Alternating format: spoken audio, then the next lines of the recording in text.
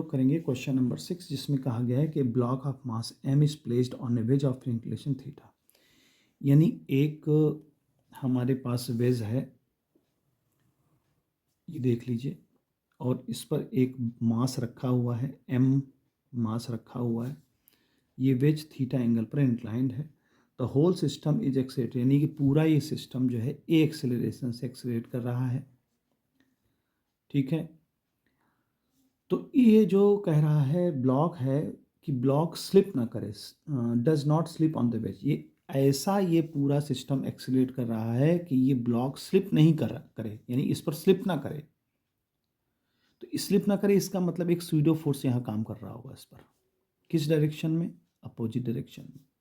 और pseudo force क्या होता है? जब ये पूरा सिस्टम मूव कर रहा है उसी एक्सेलरेशन से स्यूडो फोर्स भी लगेगा, ए एक्सेलरेशन से, बट जिस पर लग रहा है स्यूडो फोर्स उसका मास लेंगे। यानी इस ब्लॉक पर लग रहा है तो इसका मास हम ले लिया। अच्छा, अब इस डायरेक्शन में अगर स्यूडो फोर्स का ma है और इस डायरेक्शन में अगर एंगल थीटा है तो थीटा कैसे बनेगा? पहले तो ये देखिए, ये मास है ना, तो इसका वेट कहाँ काम करेगा? नीचे की तरफ, mg। और रिएक्शन फोर्स कहाँ काम करेगा? इस डायरेक्शन में। तो इस डायरेक्शन में क्या होगा? इस डायरेक्शन में n का जो mg का हॉरिजेंटल कंपोनेंट काम करेगा, क्योंकि अगर ये थीटा है तो ये एंगल थीटा बन जाएगा मैथमेटिक्स से।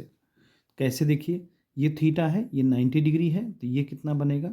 90 माइनस थीटा। और ये पूरा 90 डिग्री है, तो ये अगर 90 माइनस थीटा है तो ये थीटा हो जाएगा। तो ये जो है थीटा बना करके mg cos थीटा बनाएगा। अब यही वेट वर्टिकल कंपोनेंट में mg sin थीटा का फॉर्म में आ जाएगा। तो यहाँ तो mg का हमारे ब्रेक हो गया। अब ma का ब्रेक करिए, देखिए ये एंगल थीटा है, ठीक है, ये पूरा 90 डिग्री है, ये पूरा 90 डिग्री है, यहाँ देखिए ये पूरा 90 डिग्री है, ये पूरा 90 डिग्री है, ठीक है, और ये एंगल थीटा है, तो ये कितना है? 90 डिग्री है, और ये पूरा एंगल 90 डिग्री है। तो अगर ये थीटा है तो ये एंगल कितना बनेगा? 90 माइनस थीटा। समझिए बात को, ये पूरा एंगल 90 डिग्री है, ये थीटा है, तो इतना पार्ट क्या आएगा? 90 माइनस थीटा। अब ये पूरा एंगल 90 डिग्री है और ये हमने पहले ही 90 माइनस थीटा कह दिया, तो ये थीटा आ जाएगा। तो इस तरह से प्रूव कर लेंगे थीटा।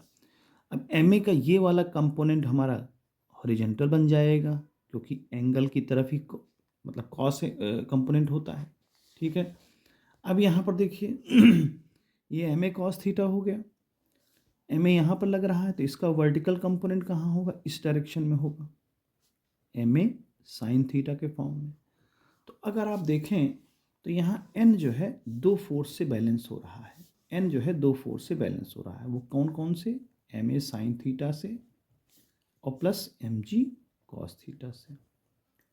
अब सवाल उठता है कि a कहाँ से आएगा? तो a देखिए हमारा कहाँ से आएगा? यहाँ से आएगा। mg sin थीटा बैलेंस हो रहा है ma cos थीटा से। mg sin थीटा बैलेंस हो रहा है किससे?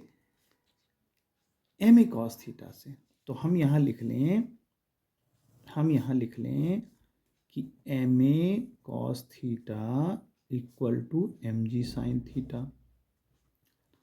अब अगर हम a यहाँ से फॉर्म कर लें और a की वैल्यू यहाँ पुट कर दें तो काम हमारा बन जाएगा। तो यहाँ पर हम क्या लिख सकते हैं? m cos theta.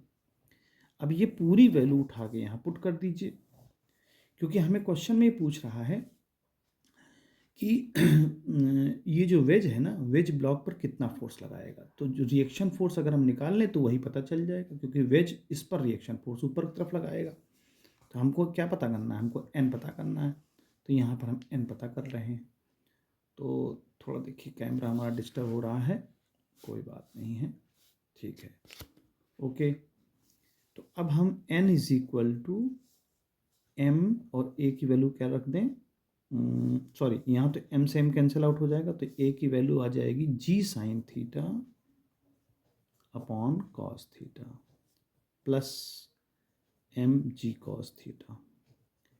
अब कुछ नहीं करना है, कॉस थीटा एलसीएम ले लीजिए पूरे में से, तो क्या हो जाएगा यहाँ?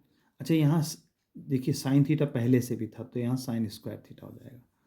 अब देखिए यहाँ पर M G sine square theta और plus M G cos square theta. अब देखिए यहाँ से एम जी कॉमन हो जाएगा और sign square theta plus cos square theta 1 हो जाएगा। तो एम जी अपॉन क्या बन जाएगा, एम जी अपॉन क्या बन जाएगा, कॉस थीटा। यही हमारा ऑप्शन है, एम जी अपॉन, यही आंसर है कि M G upon cos theta हमारा फोर्स लगेगा जो ये वेज ब्लॉक पर लगाएगा, यही इसका आंसर है।